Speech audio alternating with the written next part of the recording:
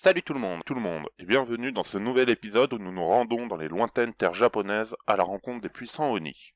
Ils sont l'une des nombreuses races appartenant aux yokai, l'ensemble des créatures repeuplant le folklore japonais, regroupant aussi bien les sympathiques créatures que les monstres maléfiques, les Oni faisant partie de la seconde catégorie. Leurs noms se traduisant par démon ou ogre dans notre langue et sont considérés comme l'équivalent japonais de l'ogre européen en raison de leur physique, de leurs capacités et de leur comportement. Bien qu'originellement, ils aient été considérés comme des esprits ou des dieux invisibles par la population nippone, qui leur a donné le nom de Oni en référence au mot onyomi qui signifierait cacher ou dissimuler. Ils pouvaient néanmoins apparaître aux yeux de tous sous les traits qu'ils voulaient grâce à leur magie. C'est avec l'arrivée de la culture chinoise et du bouddhisme que le Oni que nous connaissons prend forme avec la récupération de caractéristiques physiques et morales venant de ces deux influences. La Chine, avec l'Onnyodo, un courant religieux mêlant science et occultisme, contribue à l'apparence des Oni grâce à la porte des démons, le Kimon, qui se situe au nord-est, qui est considéré selon les animaux du zodiaque comme la direction du bœuf-tigre, expliquant ainsi pourquoi les Oni ont des cornes et portent un pagne de tigre. Et le bouddhisme fait des Oni des punisseurs de pécheurs et assistants du roi de Jinkoku, les enfers bouddhiques, Emna Dayu, et servent à l'occasion de forces armées démoniaques pour les pratiquants de la magie noire bouddhique, contre lesquels seules les prières et les cœurs purs peuvent les tenir en respect. Aujourd'hui, l'Oni est donc représenté comme un humanoïde gigantesque à la peau allant du rouge au bleu, voire même du vert ou du noir, un visage haineux encadré par une barbe et une chevelure hirsute avec une grande gueule garnie de crocs. Ils ont une force surhumaine et leurs bras et leurs jambes se terminent par des griffes acérées. Ils portent un pagne en peau de bête, généralement de tigre pour camoufler leur intimité, et certains possèdent un énorme kabato, un gourdin de fer se maniant à deux mains, qui démontre une puissance supérieure à leurs congénères. Toutefois, cette description ne représente qu'une généralité parmi les Oni, puisque selon l'individu, il aura plus de membres, de cornes, d'yeux, etc., sans compter qu'avec leur pouvoir magique, ils peuvent se transformer à volonté pour mieux tromper leur proie. Malgré tout, on peut reconnaître un Oni dissimulé par sa force surnaturelle et son appétit démesuré. Ils vivent généralement dans les montagnes, à l'écart des communautés humaines, soit en bandes plus ou moins importantes, soit complètement seuls, et respectent la loi du plus fort. Les légendes mentionnent aussi que les Oni mâles ont une réputation de créatures libidineuses suivant leurs instincts bestiaux de reproduction avec ou sans consentement de la jante féminine, généralement sans.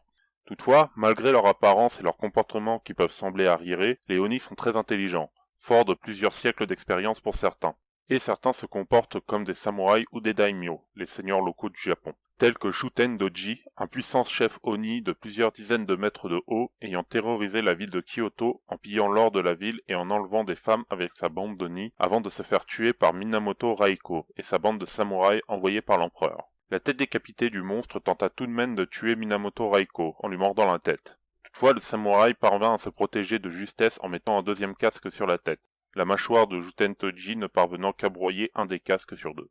Si la majorité des Oni sont représentés comme des hommes, il existe également des Oni féminins tels que la Anya, démon de la vengeance et de la jalousie. Bien qu'elle soit aussi considérée comme un fantôme vengeur en raison du fait qu'elle ait été une femme humaine ayant été trahie sentimentalement, que la colère ou la folie a transformée en démon. Il y a trois formes différentes en fonction de l'intensité de la rancœur de la femme.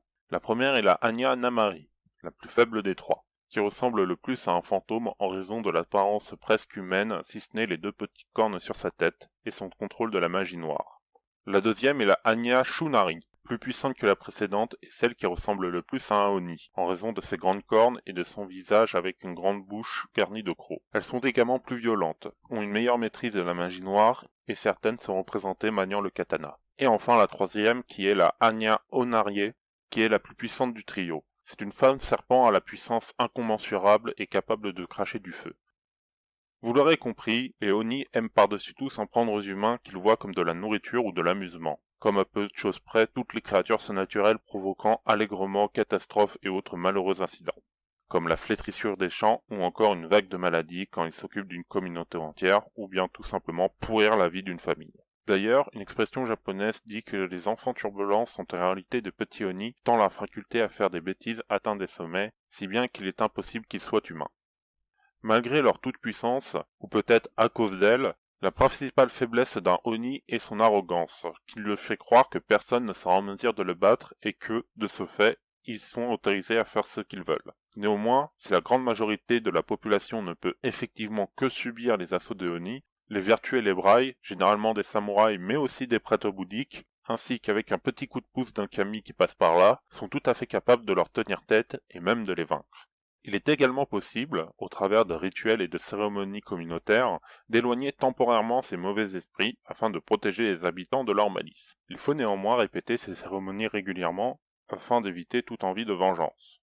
Les temples servent aussi à protéger les communautés de leur venue en se plaçant face au nord-est, telle une barrière face aux Kimon. Néanmoins, les Oni n'ont pas toujours été maléfiques.